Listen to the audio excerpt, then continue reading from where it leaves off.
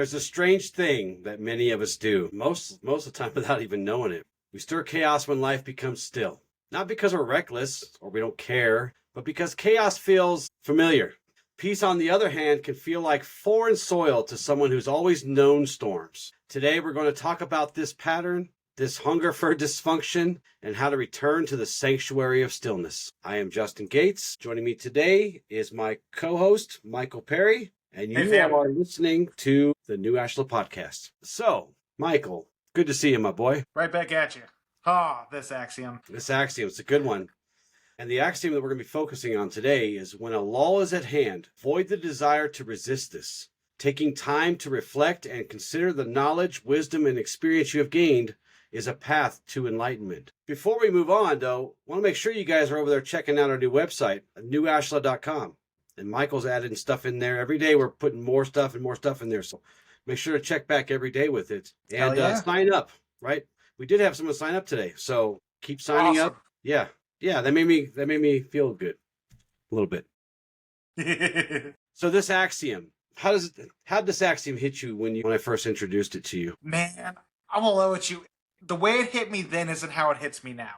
But the way it hit me then was how important it is to avoid stagnation. Like, lulls are fine in life. It's fine to have these moments of breathability where nothing too much is going on and we can relax, we can recuperate, we can heal and just be in the moment. But it's so easy to go from those moments to that lifestyle. Right. And that was what really resonated with me when I first read it, was once you get into that lull, it's easy to become stagnant and get stuck. Especially when things are good, because when things are good, we don't feel that drive, that urgency to build, to create, to grow. But for someone who's only ever known the storm, this idea can feel foreign. It can feel sometimes painful, wouldn't you say? Oh, yeah. Well, see, that's really the awareness I've gained since then. When you gave me this axiom, it was back when I first started my training and I was new to all this stuff. And if you would have told me then, it's like you crave chaos, I wouldn't have believed you. I've been like, I hate drama. Of course I don't like chaos. Yeah.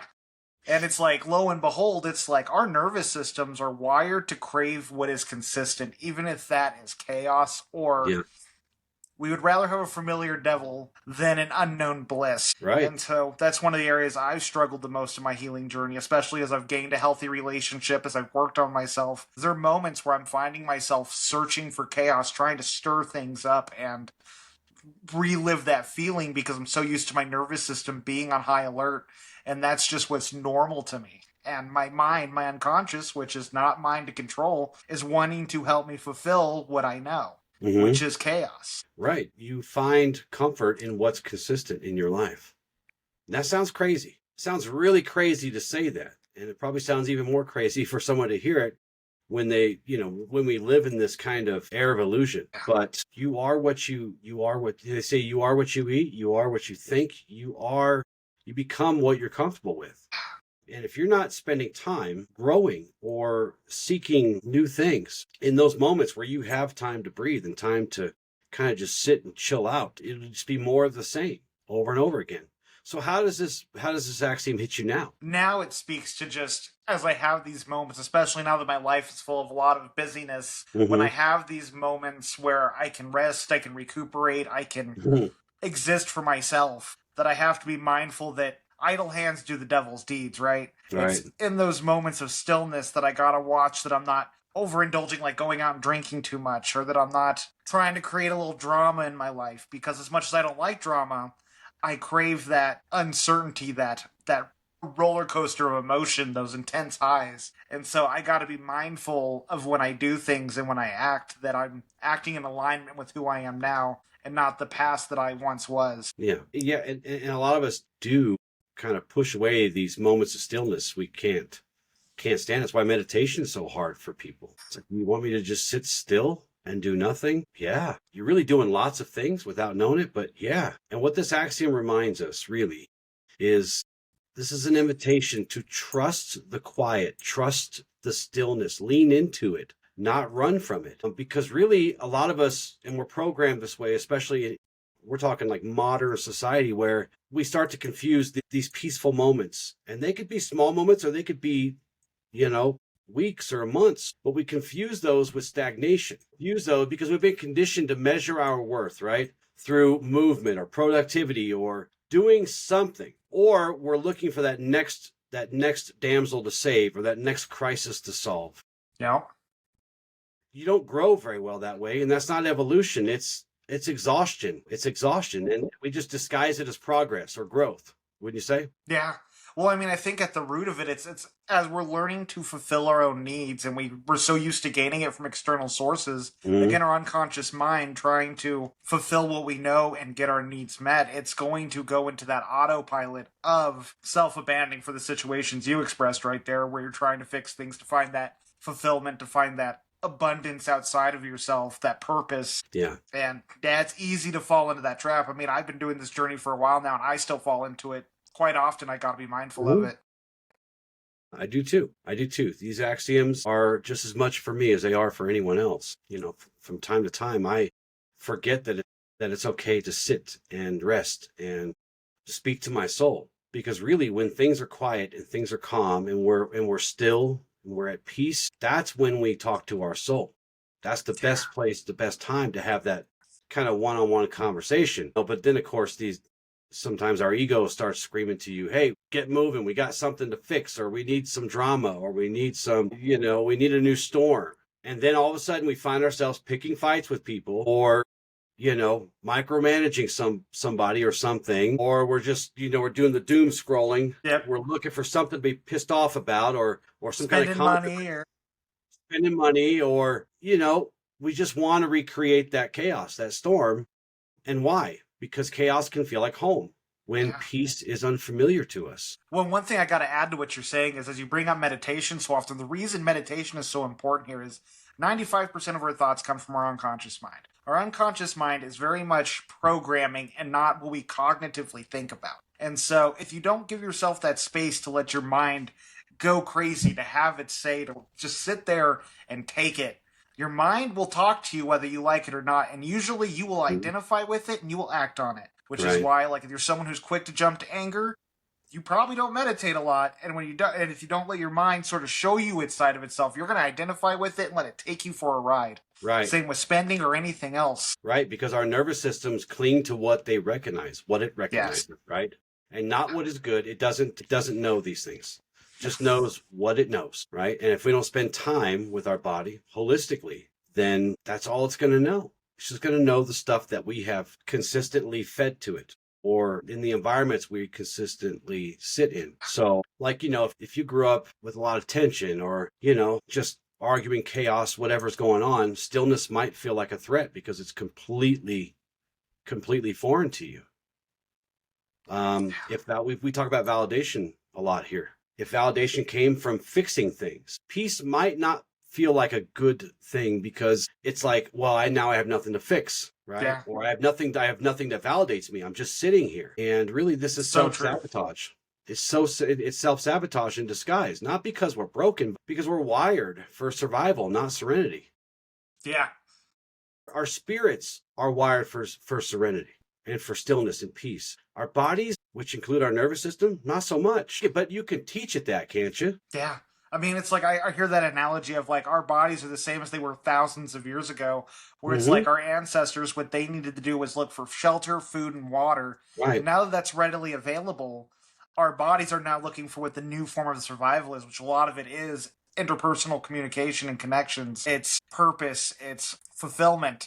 And unfortunately, a lot of society is based around meeting those needs in a superficial way, which is part of why there's so much isolation, disharmony, depression, and anxiety out and about nowadays. Well, yeah, because we're not running from tigers now. We're running from insults. We're running from somebody who doesn't like who we are, because we have to. That's what we're wired to do. But in Ashla, we teach that these moments of quiet and these moments of these lulls, you're not losing momentum. It's not a loss of momentum. It's a spiritual integration. It's the soul taking a minute to breathe for us, through us, and to speak to us, to hear its wisdom. That's where our higher selves are. That's where we touch God. That's where we touch the force. That's where we touch these things that are around us, everywhere around us. But we're too busy doing this all the time, and maybe some karate. You ever seen two fingers fight karate? It's you're not going to get that because we're too busy doing that stuff. So these are the moments that we need, so that we know which steps to take next. It tells us this axiom, according to our teachings, tells us to stop resisting peace. Surrender, integrate. Don't fear silence. Don't fear serenity. Don't fear stillness. And stop confusing rest with regression.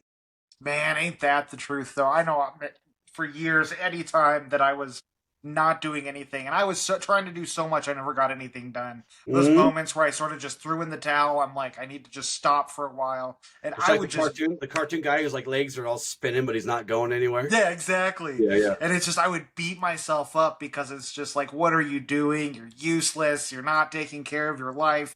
Look at all this time you're wasting. And it would just be a constant barrage of negativity. And it's like, now I'm learning to appreciate these moments of rest and silence, because that's the greatest gift you can give yourself, are these lulls to help integrate what you're learning, to help dream bigger, to help you focus it, and sometimes just to zone out for a little bit and be in the moment, to not have any goals or aspirations. No, right. This is where we harvest our deepest wisdom, is in these moments, right? And this isn't the kind of wisdom that comes from action. There is wisdom gained from action, right? But we're talking about the soul today. We're talking about the spirit, a higher self, touching God, touching the force, touching something more than us, which is everything around us, the entirety of the universe. We are interconnected, but we don't really have many conversations with the universe in whole, in totality, because we're too busy moving around. This kind of wisdom comes from being present. As you said, sometimes we sit around and we just sit in the moment. Presence is where the power comes from here. And that's where the deepest wisdom comes. You know, for those who are suffering with not necessarily the lull, but the stagnation that can follow, because that was the place I was stuck for a decade. Self-trust is one of the most important tools you can learn within yourself. We have a blog on the website about it, but with self-trust, I had to finally stop. I had someone in my life who wanted to succeed like I did, but the same thing with just sort of having the legs going but not going anywhere. And it would just be this constant us trying to push each other to get out there and do things. And finally, I hit this point where it's like, right now, I'm dealing with grief. I'm working through my trauma. I am done setting goals for myself. If I want to build trust with myself, I need to start small. I need to stop making all these advantageous claims and goals that are not realistic for who I am today, and start small. And it started being like, I'm going to go kickboxing twice a week. I am going to get back into school and just take 2 classes. And it was these little promises that I kept to myself that slowly helped me pull myself out of that stagnation and get momentum to where I had enough self-trust to pursue bigger goals and bigger aspirations. And you did too. And I used to tease you a little bit about getting beat up. Yeah, you did. You said that one lady, well, not because you're weak or anything, but because that one lady kept picking on you. You were telling me. It was great. Rockbox Fitness. If it's in your area, it's some of the best workout you'll get. Especially if you like getting beat up. So we talked about a few of these, the whys. Can you think of any other whys? Why we resist stillness so much? Why we resist this peace? I think for a lot of us, stillness never felt safe. I think that there was so much pressure put on us with these masks we wear, where we're constantly needing to, we don't feel entitled to rest. We don't feel entitled to being still. We feel like we have to constantly be proving ourselves. We got to be constantly doing more, or else we're not doing anything, or we haven't done anything. Right. Constantly moving that goalpost, right? It's never appreciating where we're at. It's just, where are we going next? And I mean, I know so many people that struggle with overproductiveness and perfectionism, because that's safer than being like, enough is enough. Yeah. I'm content. Yeah. And contentness is not what's wired into us. You look at millionaires and billionaires, so many of them suffer from depression. Why? Because they hit these goals, but now they don't feel fulfillment, because that's all they did was chase success. And now that they have it, they don't know what to do with themselves. So, and we talk about humans being wired for survival. There's other things that we're good at, that we were wired to do, like solving problems, managing the environments around us, right? Yeah. We're not great about sitting with ourselves sometimes, so. No. You know, because when we're busy, we're solving problems and we're managing the chaos in our environments, but we don't really know how to sit with ourselves very well. And, you know, because the truth is, stillness, this kind of state of being, exposes what the movement, what movement and busyness hides, doesn't it? Yeah. Because when we're busy, we don't have to listen to what we haven't solved yet or can't solve right now, or we don't have to listen to what's unhealed or those unmet expectations that we have with ourselves or others. Yeah. So because when we stay in motion, we stay in motion not because we're not trying to progress, but because we're avoiding a lot of the time. I think emotions is a big one right there. Kind of what you're talking about is like, I know so many people that became productive, myself included to a degree, where productivity was a way to just, if I focus on this, I don't need to focus on my pain. I don't need to focus on this traumatic situation that happened in my life. If I just stay focused over here, this will go away. But the more you run from it, it does not make it any easier or make it go away. We just repress when we do that. Right. Stillness is really asking us to trust and to surrender, like I said. Yeah. One thing I'd like you to address, though, which is important to differentiate here, is what is the difference between this type of avoiding and transmutation? Well, I think we're going to get to that because the things we're saying is what stillness is trying to get us to do, to surrender. But these traumas, especially the ones that are unhealed, they rob us of those abilities. They rob us of that, right? So in this world, everything's tied to productivity. So when life slows down, sometimes it's because of something happened in our life. We lost a job, or, our car broke down, or we can't get to places or whatever. And that makes us feel unworthy, because now we have nothing to fix. We have nothing to create. We have no mountains to climb, no hustling. But this actually reminds us that when these lulls are present, it's not time to panic. It's time to reflect. And really the key here, as in all things we talk about, is finding balance, especially if you work a really stressful job or a really job that has lots of hours. You must find a way to balance that work life. Unfortunately, a lot of companies and places we work, even our own businesses that, we're self-employed people, they don't do a good job of balance, and they're the boss, and they could do it, but they're the boss. What we're really talking about here is this kind of peace and stillness. This isn't passivity. We've talked about that before in some other shows. More profound than that. But most people would rather manage a crisis than be able to rest in the moment, because chaos is distracting. It takes us away from the things that we don't want to see or want to face. And this healing requires presence. So one thing for the listeners out there is, it's like we talk about, working crazy jobs with crazy hours. We talk about being our own business owners and having all these hours. Take a minute and reflect. These aren't just the only things that accumulate. Are you a parent who also works? Are you someone who's in school and going to work, or being a parent? All the above. It's just, you got to give yourself, so often do we just try to say, well, others have it worse than me, and we belittle how much we're actually doing. Really take a minute to take stock of how much of your time is invested in all these different aspects of your life, because anything that takes energy qualifies as these hours of time being used for your energy. Yeah. Well, and without really giving away too much of your personal life, you do a very good job of doing what I'm talking about, because you do work a relatively high stress job at times, full time. Yeah. You also go into school pretty much full time, and you're here with me twice a week, and also doing lots of things in the background. But you also are very busy with the good stuff. You're also very good at self-care and making sure, your relationship at home is really good, and that needs are met and the problems are resolved in a really good way. So I appreciate that. How do you do it? I mean, it's obvious to me because I spend a lot of time with you. Maybe not so much for them because they only see us, twice a week for now. Pretty soon you're going to see us a lot more than that. But yeah, ain't that the truth? But no, but I see it, and you do a very good job of, if any of our listeners out there were able to kind of put a camera in, follow you around with a GoPro, I think they would be blown away by how good you're able to balance this stuff. So what is your secret? Your secrets.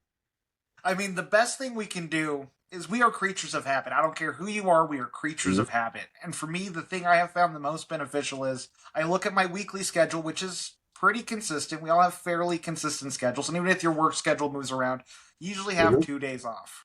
Right. And it's just making sure I work Monday through Thursday. So like Friday is when I'm dedicated to school. I have the 2 nights a week that I'm dedicated to the podcast. I make sure me and my relationship, we have a date night every week, just me and her, that we do something that's very intimate and quality time. Mm-hmm. And then I try to make sure that it's like, I try to spend time with at least one friend, family member, or peer once a week, just to get my social aspects in and show up for the people I care about. And it's learning how you work. Like, for instance, with the schoolwork and my work, I know that I'm more effective in the afternoons. I'm not a morning person. I also work really good at night. So Thursday nights, I got a lot of homework. As soon as she goes to bed, I'm off doing homework till 12, 4 in the morning. And I'm okay with that because I work really good at night. It's just the mornings where I struggle. So even on my Fridays, I wake up, I do more of my rituals then. I'll do the meditation. I'll go for a bike ride or walk because that'll get my juices flowing without having to sit down at a computer and know I'm not going to be as productive as I will be in 3 hours. Right. And so it's really watching how you work as a person and creating structure and routine,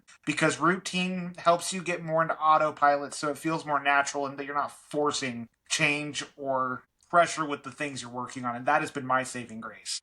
How do us introverts come at this kind of topic when we're not keeping ourselves busy in the traditional sense? We're not outside, we're not running around, on the surface it seems like we have more of these moments to be in a lull or to be in stillness and peace. How do we come back a little bit closer to the middle where there's balance? My best advice is leave the house. So whether that's taking walks in nature once a week, I know a big thing for me when I really got into an isolation phase is I started going to coffee shops. And that's where I do a lot of my brainstorming and productivity. But it's just removing yourself from your environment. Again, routine and habit is what we are built for as people. And the home, it's one of the reasons why working at home can be such a detrimental thing, is because it's so easy to fall into bad habits, bad patterns. And so you got to remove yourself from those situations and mix it up. You don't have to mix it up a lot. If you have one coffee shop you love, that's still better than just being at home and trying to do all the work. But it's allowing yourself to not be in the same atmosphere all the time, because that will lead. Us as people, we crave the path of least resistance. And if we're at home all the time, we are going to slowly change our routine to make it as efficient as possible to our detriment. Yeah. And so it's really good to push yourself. Again, you can go into nature. If you don't want to deal with people, go take a hike. A lot of phones have hotspot now. I've done it before where I'll go hiking in the mountains where I have signal and I'll hotspot to my laptop and just work up in the mountains.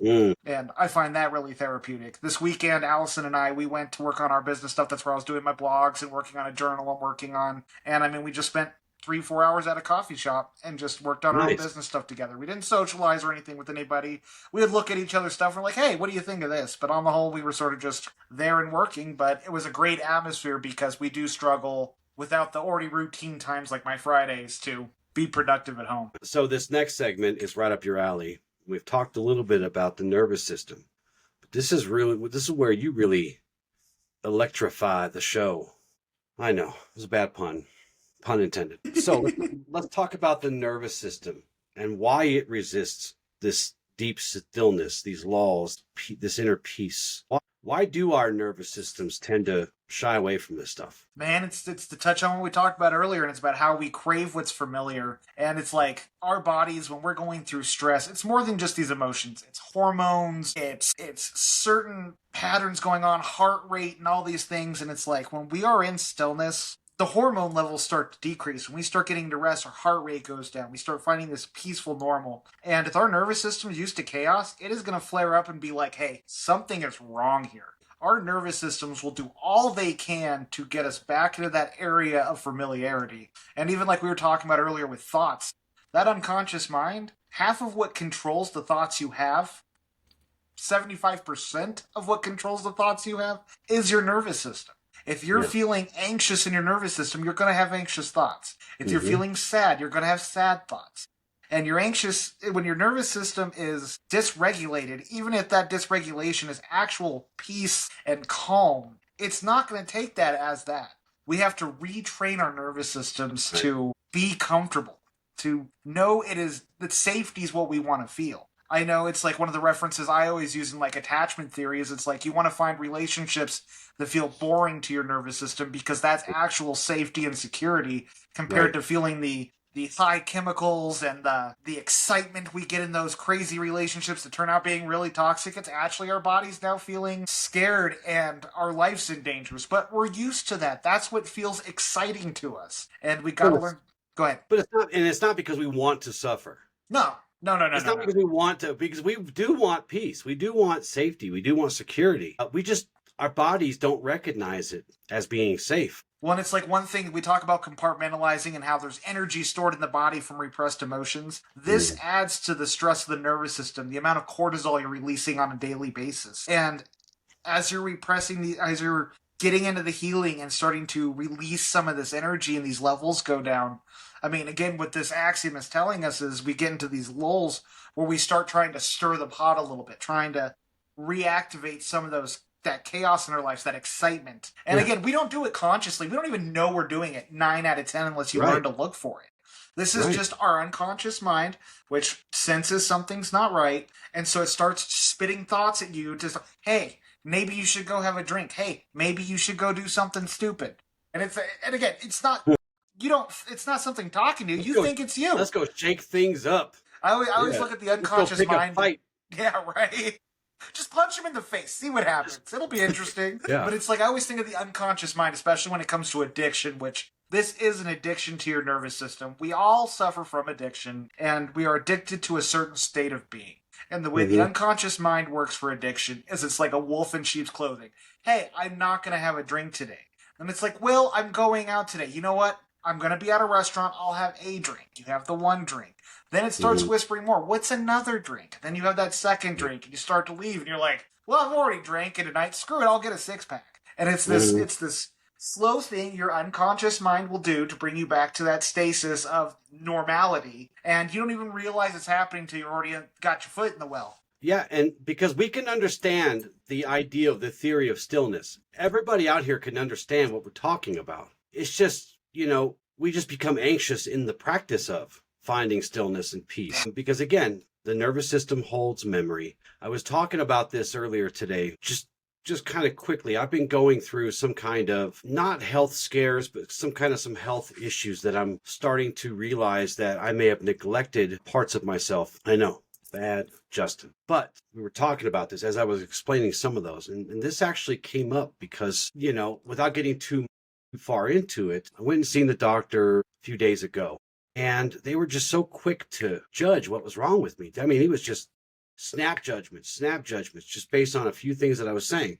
So either this guy is Dr. Doolittle, except I'm not like a horse or something, but this guy's like Dr. Quinn, maybe. I don't know. But this person, he was just firing these things off. And it was like, wait a minute. Our beings are so complicated in how they're built. There's layer upon layer upon layer upon layer. And we were talking about how many parts of our body hold memory, and it's my assertion, you may not agree, and you may not agree either, but it's my assertion that our physical nervous system connects to different times.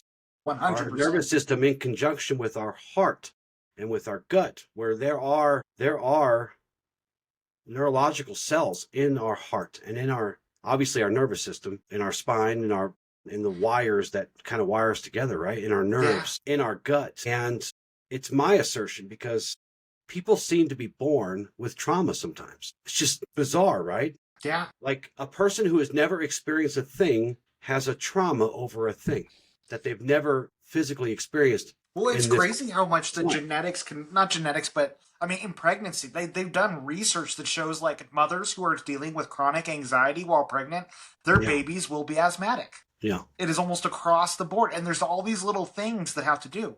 How safe did the mother feel during her pregnancy? What emotions did the father and mother have when creating the child? Where were they mentally and emotionally? Because a lot of these regulation levels, again, our nervous system being a certain level we're used to and not being what we desire, it will be passed on to the next generation if we are not mindful. So, and also people are born with fears of water, fears of dying in a certain way, right? Yeah. Where do they get those from?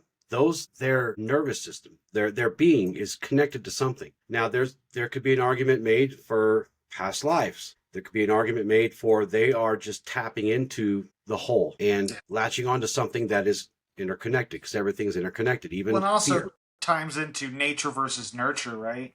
Yes, sometimes, because I think a lot of anxiety.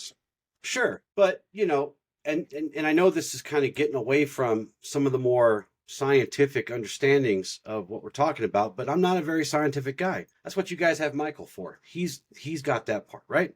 I view the world through a different lens. The lens the lens I look through the world is very, very, very philosophical because I like to ask questions. I like to theorize questions, to question everything. So the point I'm trying to make here is that it's quite possible that we bring these fears and these traumas from some other place. And again, arguments could be made that, this could be passed on from the mother, which it probably is sometimes. It's nature versus nurture sometimes. It could be from a past existence. And I don't know if I want to get into this, but I don't see time this way. I see time this way, where everything is happening at once. All of time is happening in the moment, literally, right? So it's very possible, and this is just a theory, but it's very possible that you are living in a past life at the same time you're talking to me right now. And there are things that are happening that could affect your moments here. It's just a theory. And the reason that I kind of go to this area of thought is because we are literally built to accept signals from anywhere, from everywhere, right? Because everything is energy. Literally everything is energy. Energy communicates with energy. And so at the end of the day, it's not such a stretch to think that things that you're not actually experiencing can still affect your moment. Because time, instead of being here as a linear thing, it's here. It's all kind of stacked together. So I don't know. Maybe someone out there thinks I'm crazy now. I don't care. So my point is that we are the perfect antennas for every signal out there. It's just at the end of the day.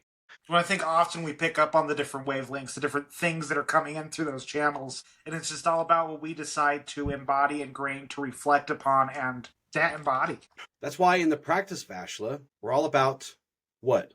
Becoming aware, strengthening our awareness, finding the root or the focal point of a problem, and then facing it, right? 100%. So, and we also say, this is something we teach, that healing is not just about knowing peace, because again, we can all understand this concept. We can all understand the concept of being still and at peace, but it's not about just knowing that or being able to understand that theory or that practice. You have to now teach your body how to live in it. It's why the nervous system is such an important part of this discussion. When it's just it's such a messenger.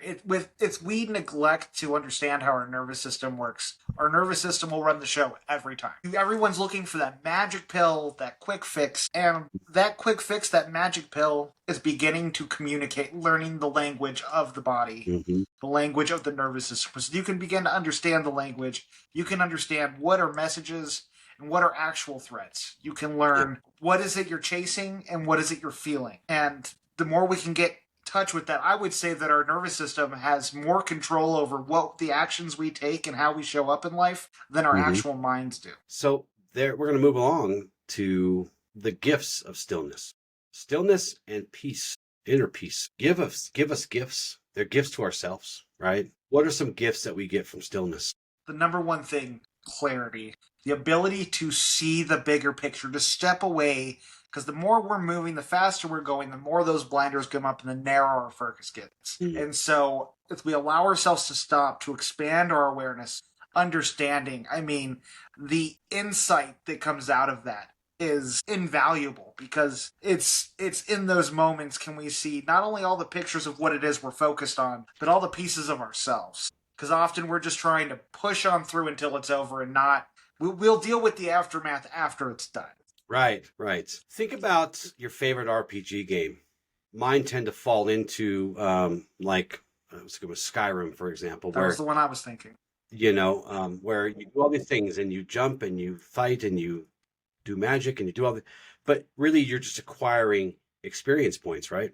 And then at some point, once you get enough experience points, you have to do what? You have to spend those points and get a new skill or get a new, right? I like this analogy. Right? So this axiom is really telling us that yes, you're out there, you're doing stuff, you're gathering knowledge and you're teaching and you're learning and you're just doing your thing. You're out there hustling and you're out there killing it. But at some point, if you don't spend those experience points, you're not going to really integrate those things that you've learned into your path, into your life, into the things that you're trying to grow in, right? Yeah. So that's what this is what we're talking about here. You got to stop for a second And you have to spend those experience points that you got, right? Yeah. Because if you don't, then they're just unspent knowledge that's not put into use is really not worth much until you put into use. And in order to do that, you have to contemplate it. You have to sit with yourself and sit with it. Because again, that's where the greatest wisdom comes from. So just kind of think of it that way. Well, it's such a beautiful analogy too, because it's true. When you do, after you go through something, I mean, it's like playing guitar, right? If you keep trying to play that song you're trying to learn, you're going to all of a sudden start getting progressively worse. And then you spend 24 hours, come back to it, and it's just going to flow through you. It's taking the time to let what you've learned, what you cultivated, sink in and integrate with who you are. Right. Right. Clarity. That's probably the biggest one for me. And you said it. Because as the noise starts to die down, you start to lose some of that fog of confusion, that illusion starts to kind of move out of the way. And the longer you sit with that, the more clear things become. Of course, healing. Everything we talk about touches upon healing in some form or fashion, because we can't grow without healing, and we can't find our highest potential without healing, right? Well, it's like, I mean, you have these lulls. That's when you can start processing these repressed emotions. You can start processing what's happened in your life. And when you do that, I mean, that gets you closer to source. That gets you closer to God. It gets you closer to your authentic self, because you're now feeling what it is you denied yourself before. Right. Alignment. It puts us in alignment with things that require us to be still and quiet so that we can hear them. God, the force, whoever, whatever you subscribe to. Rarely ever shouts, rarely ever shakes you and throws you to the ground. Sometimes they do. For me, they broke my leg. I've seen it shout a couple times, but that's usually after ignoring it long enough. Exactly, right? So, and along with clarity comes insight, which is very important in creating wisdom. You need insight because you can't chase down truth. You can't catch it. It will always elude you because you have to make room for it first. You could pour truth into a full cup all you want to. It's not going to give you anything else. It's just going to spill everywhere. You have to empty your cup. You do that by being still. The more I read the axioms, of course, I've read them hundreds and hundreds and hundreds and hundreds of times, probably. I always kind of giggle to myself. I always think, man, this stuff sounds so poetic. It sounds so pretty and poetic. But I don't think of it as being like this poetic fluff, right? To me, this is spiritual technology. They are blueprints for us to understand how to move next, not just move physically or not just think about moving, but moving as one being in a direction where we need to go. And we got to make sure that we're not neglecting parts of ourselves. We have to download this knowledge that we've gotten and turn it into wisdom. And these are the moments to do that. So, you can go out and gather and gather and gather. I've got a whole bookshelf. There's probably, 100 books on this bookshelf, and I've read every single one of them. But I didn't really understand or was able to integrate that knowledge into wisdom until I sat with myself with them. Or, we're going to be doing a book, talking about the 4 agreements here soon. I've read that book probably 2-3 dozen times. I've listened to it twice as much as that. And each time I have to sit with it and listen to how I'm processing it. I know that's a habit I've gotten into with books, is it's like, if I'm listening to a book that's a dense book, like a lot of good information that's just piled in there, it's like I will literally stop and take a day or 2 break just to soak in the chapter I just read. Right. Or if I finish a book, I don't jump to the next one. I give myself some space to really contemplate the ideas, to really chew on the different nuances and concepts that were presented to me, to see how much it integrates with my own understanding or challenges it. And then I'll research more into it. But that's, to what you're saying. Well, and it's why I teach the axioms and the 12 agreements the way I do. I know it annoys you guys. I know it does. I know it does. You have a brother and a sister, spiritual brother and sister, co-students. I don't know what the word is. They really hate that. They really, really, really hated that because they felt like I was slowing them down, which of course I am. You have to, right? By design, because they want to, be here. They're here and they can't get here because they see how powerful the axioms are. They see how the things do change, but I didn't get there. Dude, I learned the axioms. I learned them all. I learned of them in one day, but it took me 10 or 15 years to really master them, if there is such a thing. If there I is won't deny, it's like when you were giving me that axiom a day to sort of reflect and write an essay about, there was so often I just wanted to know, what is the next axiom? What is the next thing I'm going to learn? But luckily, I did have the clarity that there were times where it's like, hey, I'm not ready to write about this yet because I'm still trying to sit with this, trying to fully wrap my head around this, or have conversations with you before I jumped on to the next lesson. Because you were all about slowing down the process to really help absorb the knowledge and take time to consider and contemplate or challenge. Because I was trying to teach you how to sit, how to be still, right? Yeah. Because that's important. And then on your own, after you went through them the first time at this level, now you do it naturally. You'll come to them, or you'll find one, and it doesn't have to be in order, and there's no order, there's no whatever, but now you do it. And I didn't care if it took you 2 weeks, 8 months, 3 years to do one axiom. If that's how much time it took you to slow down and actually try to integrate it and meet it where it's at, that's what was important. So, when you have these problems, you're literally doing the things that we're talking about today. Looking for chaos. I want the next one. I want the next one. You're looking to be moving, to be busy. And this work isn't about busyness. Sometimes it can be. Depends on what you found yourself mixed up in. But it's the truth, and I won't deny that was a huge part of it. It's like, if I can just consume all the knowledge now, I'll be okay.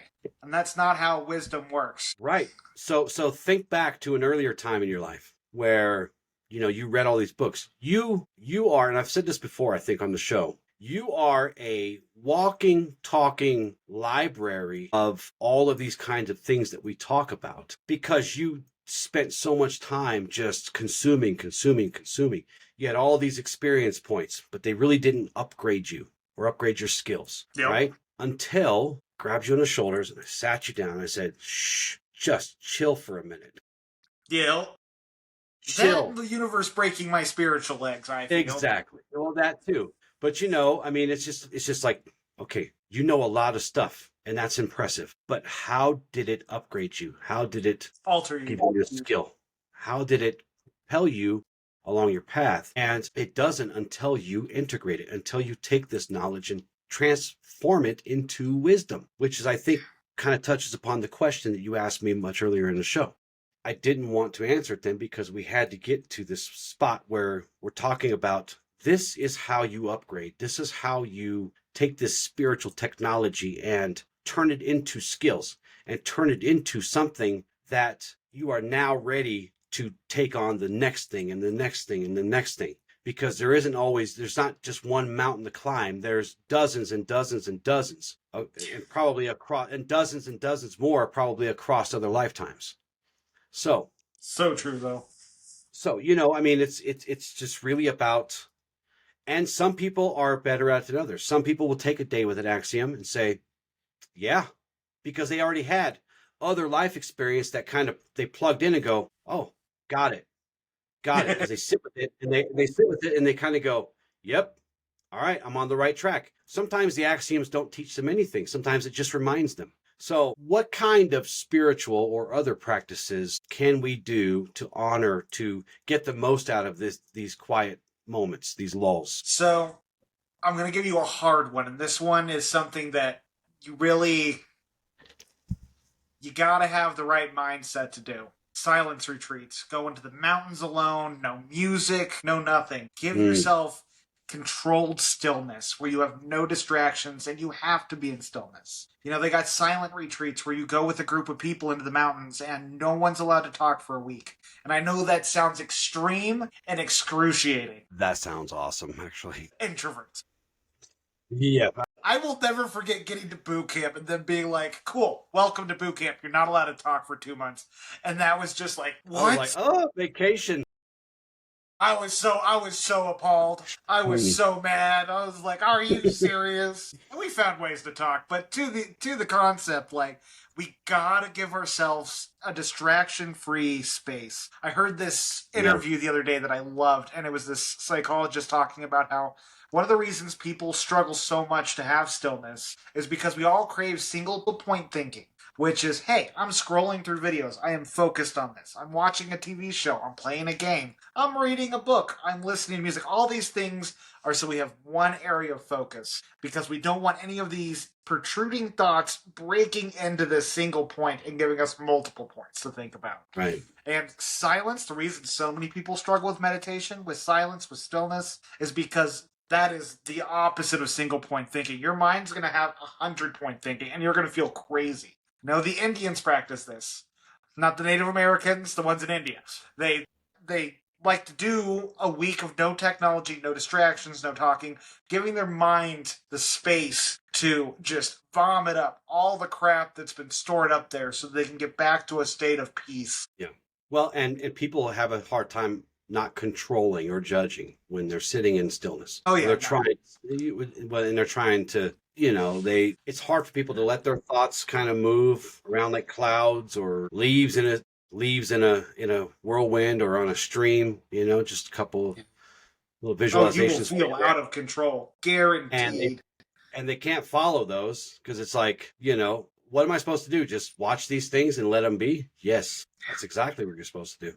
Oh, the hardest part for meditating for me is like sitting there and it's like, all right, I'm going to treat these like clouds and I'm not going to let them take me for a ride. And it's like, I just spent 10 minutes in a tangent. All right, back to space. Like, and I just spent 10 minutes on another tangent. Like, God dang it. Recenter. And then it just gets so frustrating. But it's in that. That's exactly the point. Right. Because that refraction period, the more you do it, the easier it gets. And it's like a muscle. You stop working it, it's going to atrophy. And all of a sudden your thoughts are taking you on tangents for the whole day. Yeah. But in those moments where you brought yourself back, even if just like 5 or 6 moments, that's still moments of stillness. You're still building upon that. And then it does get easier over time. Builds resilience. Some people nail it in a day, a week, a month. Some of us take years. That's okay. It's about an unfolding. It's about turning the page when you're done reading. It's not about reading the first chapter and then reading the last chapter. You miss all kinds of stuff in the middle. Journaling, of course, is a way to start to do this. And you can even integrate your meditation and journal it. So we're sitting there, you can just imagine me sitting here like this. And then this thought bubble pops up over my head and it says, okay, what now? What's supposed to happen? What's next? That's something that people really have trouble with. Sometimes nothing happens. Sometimes you don't have any thoughts. And they're like, okay, something's supposed to be happening here, right? And then they start getting fidgety and it kind of breaks that. Yeah. Well, that becomes a thought tangent, right? Right. Yeah, it does. So, when you're asking yourself what's next or what now, what do I do now? Try to turn inward and try to turn inside and say to yourself, ask yourself, what have I learned recently that I haven't yet leveled up or integrated or aligned with? Well, again, you brought up journaling. The reason journaling is so powerful in this is our minds, when we're writing, our minds slow down because we cannot write as fast as we think by any measure. And so if we're sitting there meditating or we're just trying to get things out on paper, it allows us to slow our thoughts down so we can articulate things better and not be so scattered. And so one of my favorite things to do if I have a lot of thoughts going on when I'm trying to meditate, you just write out those thoughts, get them out of your head and onto paper, and then continue on with the meditation. So some other things we could ask ourselves, who have I become that I haven't acknowledged? Where do I think I leveled up, but I actually haven't yet because I didn't integrate that knowledge and align with that knowledge? What does this session, what does this moment of quiet want to reveal to me, right? Things like that. And, you can meditate and use a journal at the same time. I do it I do it a lot. I did it, especially really early on when I would have, you're talking about going into those tangents and you come back to center. Well, for me, when I would start kind of going off in those tangents, right? Those mental tangents, I would stop, I would write it down, and then I bring myself back to center and back to stillness, and then see if that played out. And, a lot of times it didn't, but I still was able to write it down. And then, because journaling is a very good form of meditation too. If you remove all the music and all the lights and all the whatever, and you just sit in front of your, pen to paper. It's a very good meditation technique, something that people don't do enough of. How about creating without purpose? Just putting brush to canvas or pen to paper and just kind of go into like this automatic writing thing, right? Where you're just creating without any reason to. So this is so healthy because I recently read a book called, I'm going to pull it up because I don't want to butcher it, but it was such a good book by Martha Beck. I think it's Anxiety Be Gone. Just want Beyond Anxiety. And she talks about how so often when we get stuck in the humdrum of life, when we don't take these moments of stillness, we become hyper left brain focused. And when we're in that state, that's also the side of the brain where a lot of this dysregulation happens. When we utilize, and it's the masculine side of our thinking. When we get into creating art, painting, drawing, dancing, whatever, when we start opening up that right side of the brain, especially with no purpose, with no goal other than to express yourself, it heals anxiety. It helps you create more dichotomy within your brain functions to manage stress, to manage life. And especially when we talk about integrating, we all have different ways to express ourselves and to understand knowledge. And you may not think you're artistic, but you might find something that when you put that brush to paper, it opens this part of your brain that allows a whole new level of perspective and awareness to open up. I know it's like I've wanted to get into painting for years, and it's something that I've struggled doing because I don't know how to draw trees. My stick figures don't even look straight. And I found doing abstract art, you see on our wall, we do a whole bunch of painting nights where we have no technology and we just paint. And I found abstract painting to be such an amazing outlet. And I've noticed the paintings I do very much reflect the internal state I'm going through. And it's just a great way to be like, yeah, that's where I'm at right now. Paint and dance and write. And most of it, you know what? I'm going to say everybody sings in the car when there's no one in the car with them. Everybody does carpool karaoke at one point or the other, right? Move, dance, and there's no reason behind it, just to allow yourself to express. My kids, I always encourage my kids to create things that I'm never going to see, no one's ever going to see, no one's ever going to be able to judge it because they're creating it for them. And there's something magical about that. There's something very healing. It brings you into this space where you can be with yourself and express that way.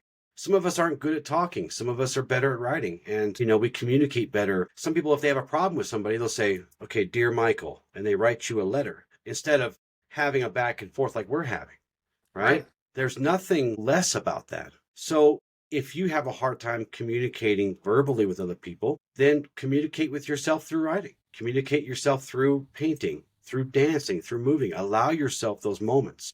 Yeah. Sports even. We were talking about meditation. Spend time in nature. Go for walks without your smartphone and headphones. One of the things Alice and I just started doing is we get up at 5 now. We go for a walk. We let the sun come up and we just enjoy each other's company. We don't really say anything because we're tired, but it's just no technology. Let's start the day in nature, allow the thoughts to come up, and then start setting our intentions for the day. And it's so therapeutic and healthy. Yeah, and it shows. You guys are such a sweet couple together. We really are. You guys aren't as lucky as me. I get to see them sometimes together. They are really sweet. They're way sweeter than Heather and I were at the beginning. So, do you have any final thoughts on today's show, Michael, before we get into our prayer? If you're new to this, be patient with yourself. Give yourself grace. Like everything we teach on this podcast, these are skills that take repetition, time, and learning. You're gonna stumble and fall. You're gonna be crawling at first. It's just practice, practice, practice. And the more you do, the more clarity you'll get, and the more easy this becomes. And again, we're talking about this is a part of our daily practice, and I know I still struggle with this. I have days where I'm sitting there and it's like, grab my thought, get back to center, and finding space to allow my mind to just vomit out everything it needs to so that I can get stillness again inside myself. It's a practice. It's not something that, now that I know I can do this just fine. Yeah. And don't chase it. I want to leave people with that. Don't chase peace, inner peace and stillness. You have to, it will come to you. You can't grab it and run after it all the time. So, if you can't sit for more than 5 or 10 minutes, dude, you got 5 or 10 minutes of good quality time with yourself. We don't spend a lot of time with ourselves. We just don't, in very productive ways, I would say. We do spend a lot of times talking crap to ourselves. Take some of that time away from talking crap and, just sit. And it doesn't have to be meditation. It could be a walk. You could be playing your favorite game. Just give yourself a time to hang out with yourself. It's really all we're saying at the end of the day. So, all right, for our prayer today, we're going to close our eyes. Divine source of love and light, I no longer fear the quiet. I no longer chase chaos just to feel alive. I am learning to trust the sacred lull, the space between one becoming and the next. In this stillness, I release my need to prove, to push, to perform. I embrace the breath, the pause, the rest that is holy. I remember that reflection is power, that wisdom comes not in motion, but in presence. I honor all I have walked through. I welcome the teachings of my past, and I allow them to root within me, deep and true. I am not stagnant, I am integrating. I am not behind, I am becoming. The light within me is steady, even when life is still. I choose to listen. I choose to rest. I choose to rise, not in haste, but in wholeness. I trust the rhythm of the universe that moves through all things, including me, and so it is.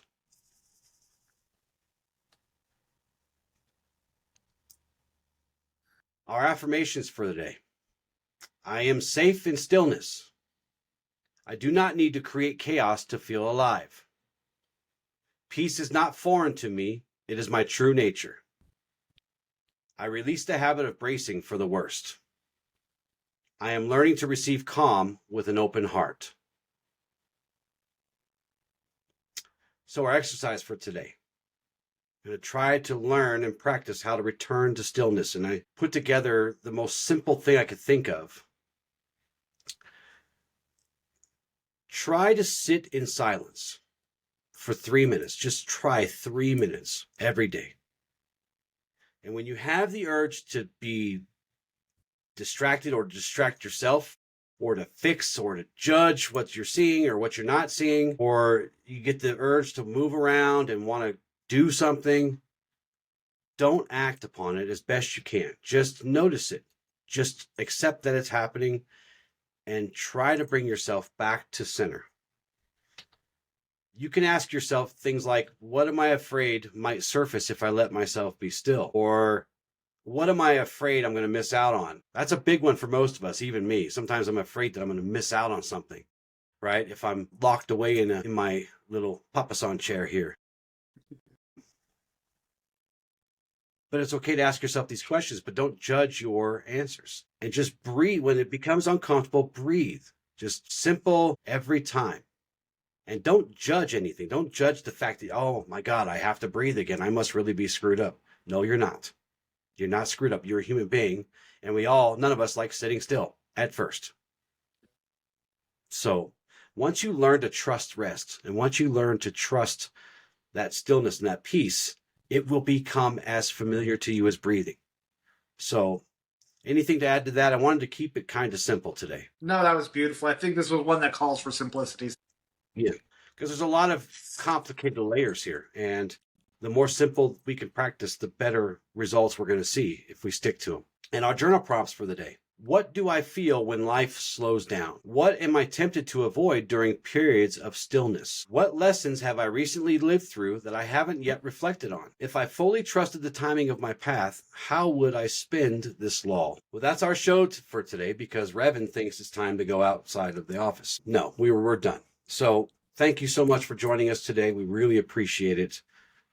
Michael, as always, thank you, my friend. These conversations get better.